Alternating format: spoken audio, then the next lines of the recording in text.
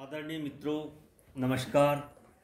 मैं ओपी शर्मा, ज्योतिष आचार्य, नई विद्या ज्योतिष परामर्श केंद्र में आपका पुनः एक बार स्वागत करता हूं।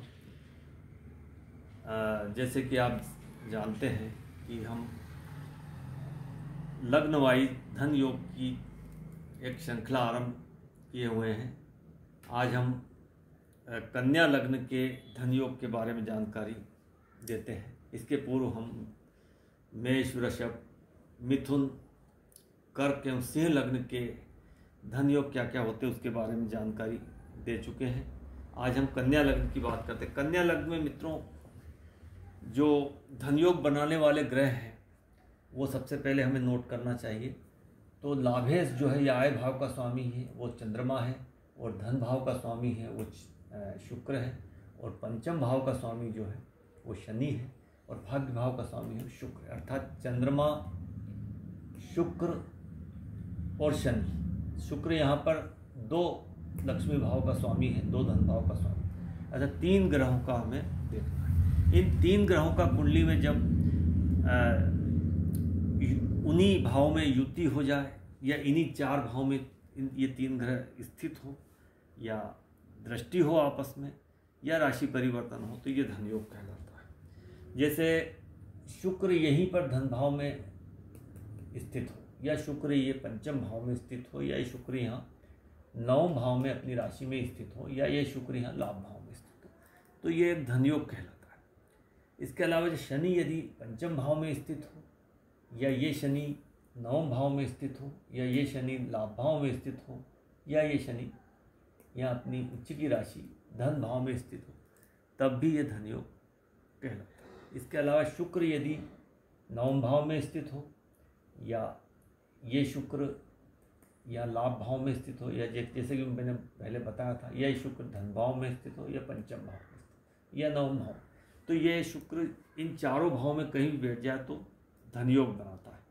और चंद्रमा यदि अपनी राशि लाभ भाव में हो, या धन भाव में हो, या पंचम भाव में हो, या ये भाव इस भाव में, तो ये यहाँ स्थित होकर ये चंद्रमा जो है वो धन योग बनाता है।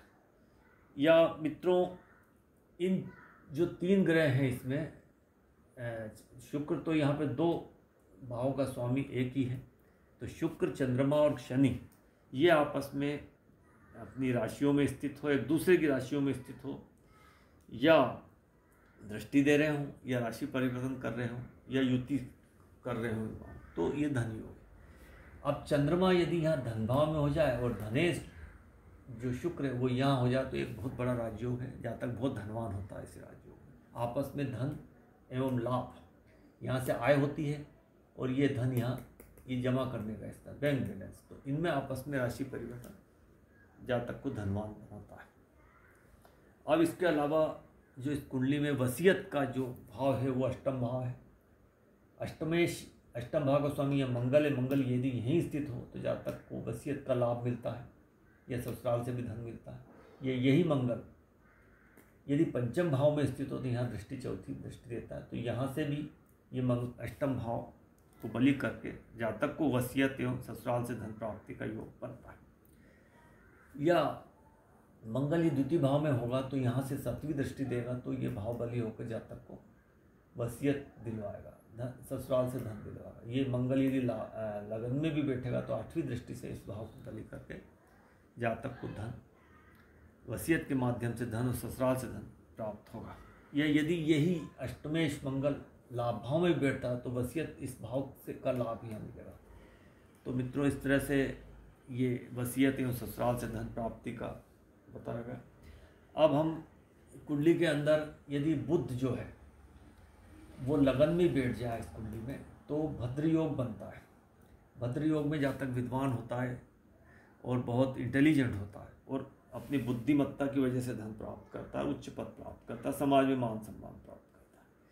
या गुरु यहाँ पर चतुर्थ में बैठे या सप्तम में बैठे तो हंस योग राजयोग बनता है, हंस पंच महापुरुष योग। तो हंस पंच महापुरुष में भी जातक बहुत विद्वान होता है, बहुत मान सम्मान प्राप्त करता है, बहुत धनवान होता है, समाज में उच्च पद प्रतिष्ठा प्राप्त करता है। ये बुद्ध यहाँ इसके अलावा दशम में भी बैठेगा तो वो पंच महापुरुष भद्र राजयोग बना, भद्र पंच महापुरुष राजयोग बनता है। तो यदि या गुरु जो है वो यहाँ बैठ जाए तो यहाँ नीच का होता है हालांकि, और यदि इसका नीच भंग हो जाता है और शनि यहाँ बैठ जाए तो आपस में राजयोग राशि परिवर्तन से उसका नीच भंग हो जाता है। और ये केंद्र त्रिकोण राजयोग है।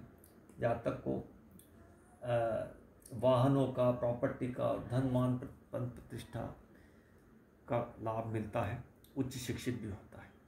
इसी प्रकार यदि शुक्र यहाँ बैठ जाए या बुध यहाँ बैठ जाए, आपस में बुध और शुक्र का राशि परिवर्तन हो जाए, ये बुध की शुक्र की राशि, ये बुध की राशि, आपस में राशि परिवर्तन होता है तो ये धर्म कर्माधिपति राजयोग है। ये धर्म भाव है, ये कर्म भाव है। आपस में धर्मा कर्मापति राजयोग बनने से जातक को काफ़ी धनवान होता है और बहुत ही बुद्धिमान भी होता है और बहुत प्रोग्रेस करता है, बहुत मान सम्मान पद प्रतिष्ठा प्राप्त होती है। इसके अलावा बुध यदि लगन में ही बैठा हो अपनी राशि में और शुक्र यहाँ बैठे अपनी राशि में तो ये लक्ष्मी योग कहलाएगा। ये बहुत बड़ा राजयोग है, बहुत धन मिलता है इसमें, लक्ष्मी योग कहलाता है। या यदि शुक्र यहाँ बैठ जाए, शुक्र यहाँ होकर नीच का हो जाता है, लेकिन अगर इसका नीच भंग हो जाता है, या यहाँ से जब शुक्र बैठेगा तो आपस में राशि परिवर्तन करने से उनका नीच भंग हो जाएगा। शुक्र यहाँ बैठ जाए, बुध यहाँ बैठ जाए तो ये लक्ष्मी योग से धन प्राप्त होता है। या यदि यही शुक्र और बुध कहीं भी कुंडली में युति बनाकर बैठ जाए, केंद्र में या त्रिकोण में या धन लाभ भाव में या कहीं भी बैठ जाए, तब भी वह लक्ष्मी योग कहलाएगा।